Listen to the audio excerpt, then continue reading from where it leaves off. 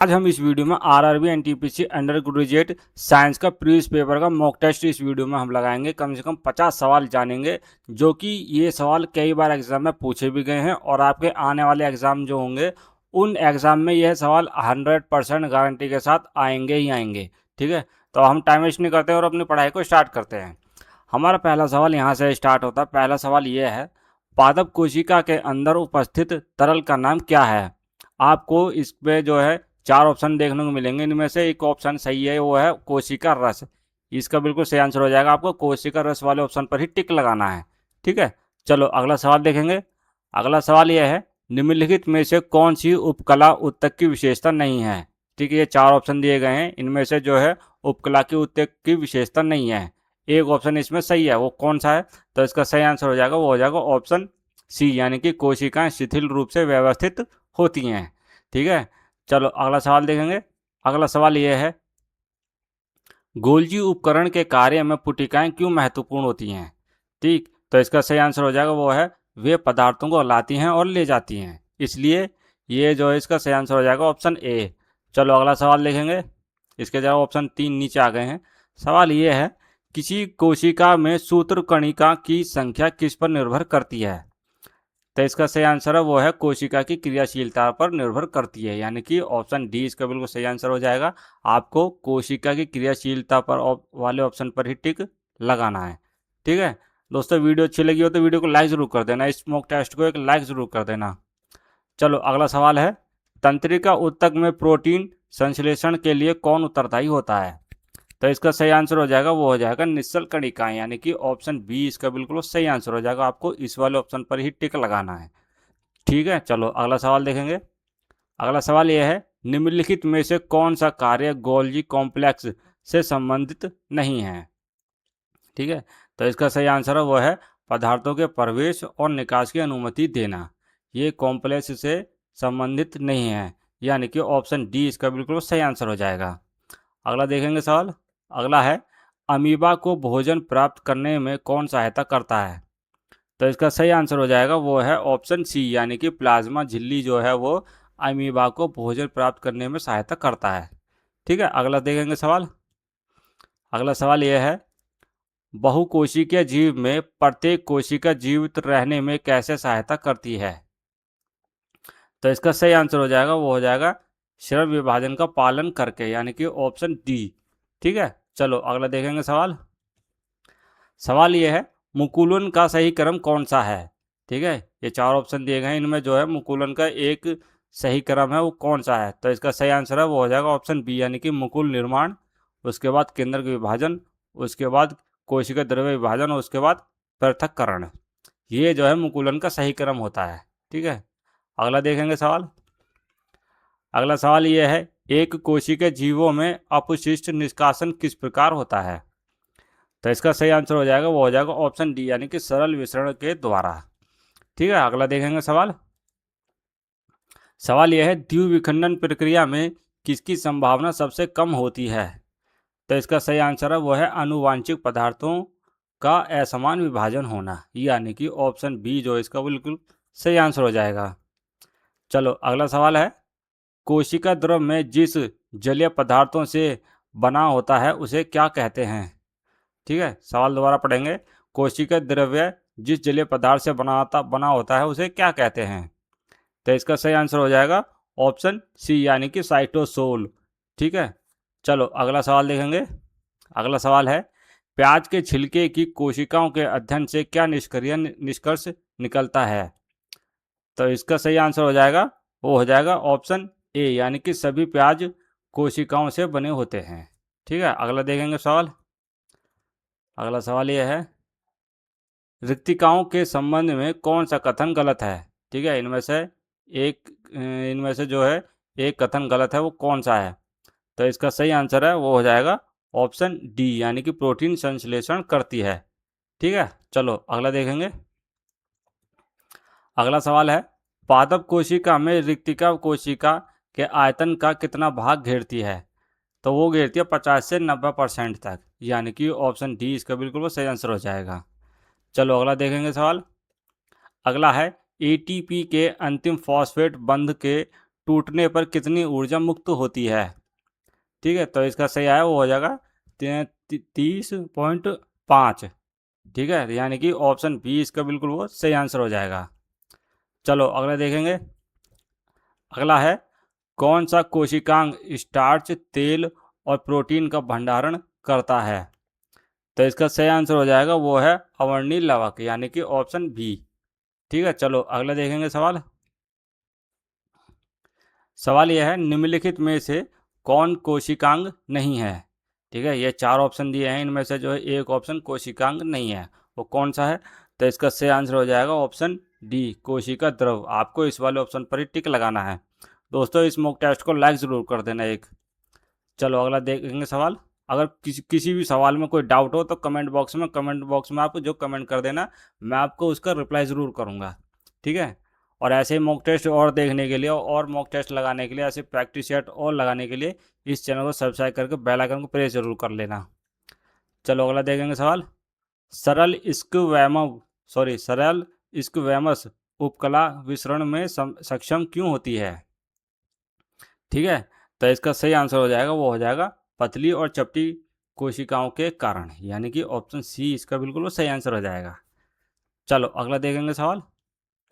अगला सवाल यह है, माइटोकॉन्ड्रिया के संबंध में कौन सा कथन सही है। तो इसका सही आंसर हो जाएगा ऑप्शन डी, यांत्रिक यानी कि आंतरिक झिल्ली अत्यधिक वलित होती हैं। ठीक है, ये कथन जो है बिल्कुल सही है माइटोकॉन्ड्रिया के संबंध में। ठीक है, चलो अगला देखेंगे सवाल। अगला सवाल है, निम्नलिखित में से कौन सा कोशिकांग राइबोसोम का निर्माण करता है। तो इसका सही आंसर है वो है केंद्रिका, यानी कि ऑप्शन ए इसका बिल्कुल सही आंसर हो जाएगा। अगला सवाल है, चिकनी अंतर्द्रव्यीय जालिका का कार्य क्या होता है। ठीक है, तो इसका सही आंसर है वो है ऑप्शन बी, जो इसका बिल्कुल सही आंसर हो जाएगा, लिपिड निर्माण करना। ये जो है चिकनी अंतर्द्रव्यीय जालिका कार्य होता है, ये जो है लिपिड का निर्माण करता है। ठीक है, अगला देखेंगे सवाल। अगला सवाल है, किस प्रकार का विलयन कोशिका को संकुचित कर देता है। तो इसका सही आंसर हो जाएगा वो हो जाएगा ऑप्शन बी, यानी कि अति पराश्रयी विलयन। ठीक है, चलो अगला देखेंगे। अगला है, बहुकोशिकीय जीवों में केवल सरल विसरण पर्याप्त क्यों नहीं है। तो इसका सही आंसर हो जाएगा वो हो जाएगा ऑप्शन डी, यानी शरीर का आकार और जटिलता बढ़ जाती है। ठीक है, चलो अगला देखेंगे। अगला है, निम्नलिखित में से कौन सा कोशिकांग केवल जंतु कोशिकाओं में पाया जाता है। तो ये जो है इसका सही आंसर हो जाएगा वो है तारक काय, यानी कि ऑप्शन डी इसका बिल्कुल सही आंसर हो जाएगा। आपको तारक काय वाले ऑप्शन पर ही टिक लगाना है। चलो अगला देखेंगे सवाल।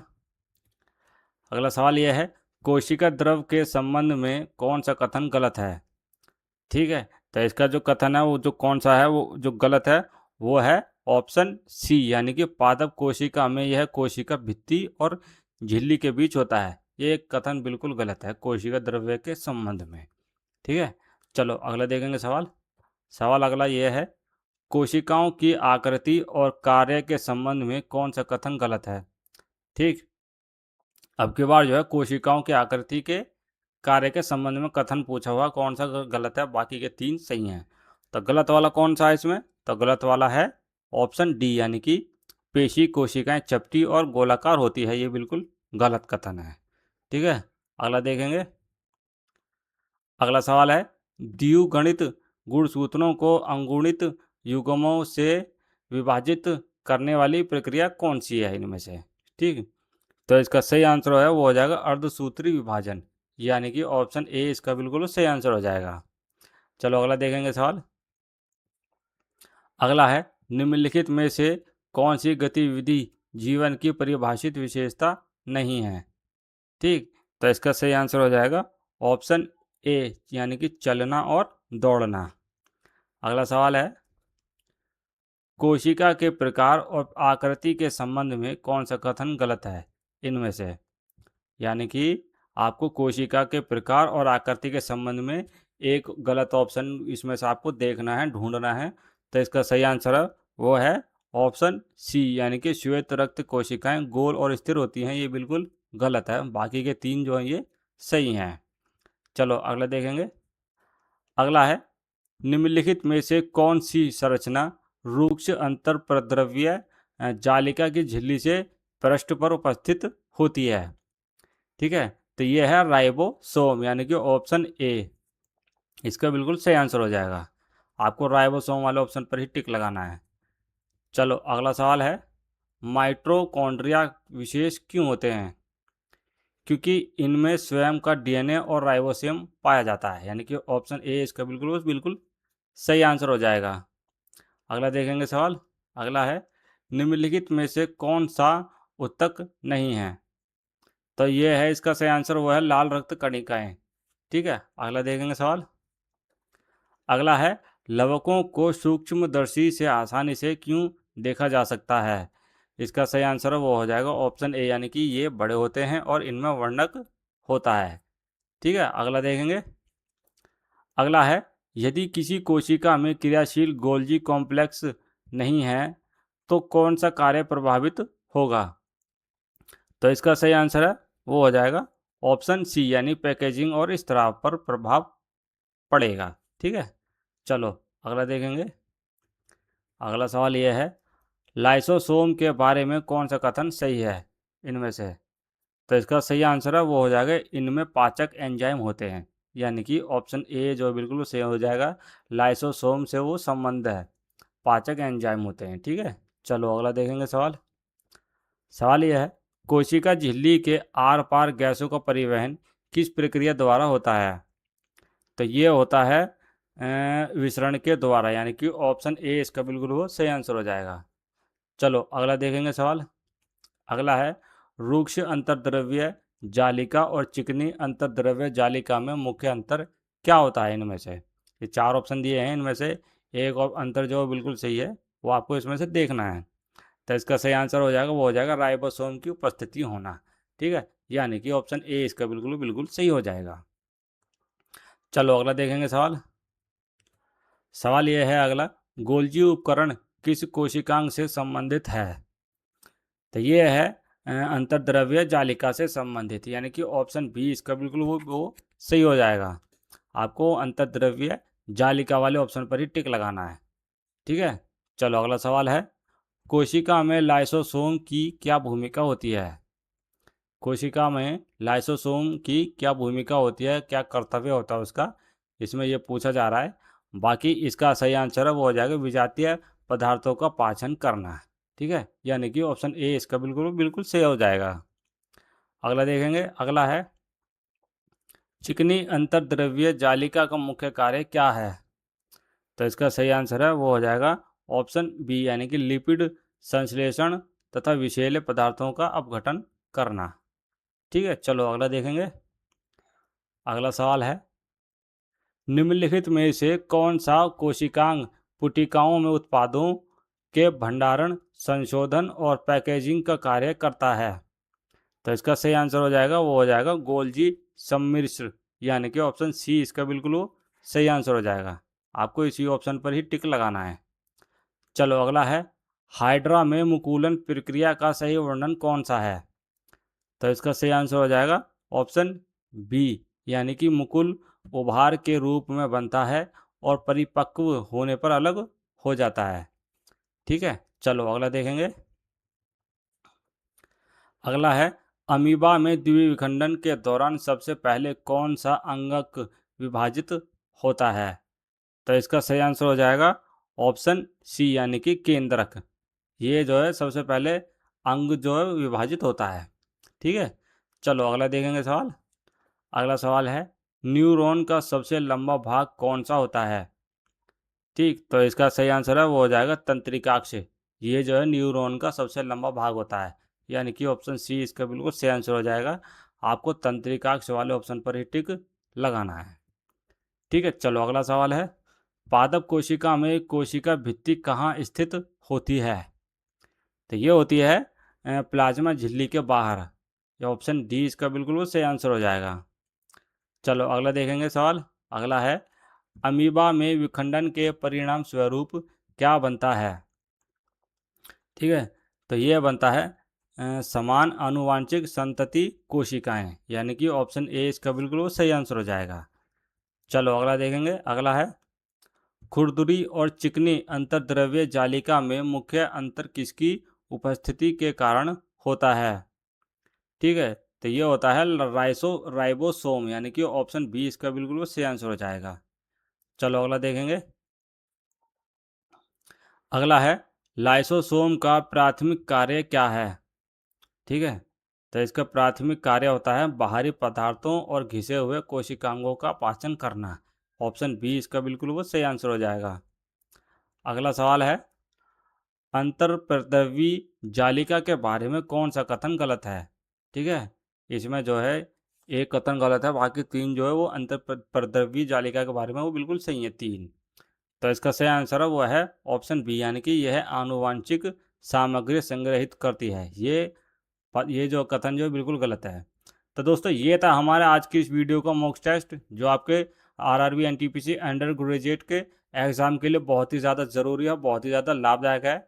इसी तरह के सवाल आपसे एग्ज़ाम में पूछेगा और यही सवाल आपके एग्ज़ाम में देखने को मिलेंगे गारंटी के साथ। ठीक है, मॉक टेस्ट अच्छा लगा हो तो इसे लाइक ज़रूर कर देना एक। अगर कोई डाउट हो, कोई सवाल हो तो आप कमेंट बॉक्स में कमेंट कर देना, मैं उसका रिप्लाई ज़रूर करूँगा। ऐसे प्रैक्टिस सेट के लिए, ऐसे मॉक टेस्ट के लिए इस चैनल को सब्सक्राइब करके बेल आइकन को प्रेस कर लेना। अब मैं आपको मिलूंगा आपके लिए एक नए मॉक टेस्ट के साथ। तब तक के लिए जय हिंद, जय भारत।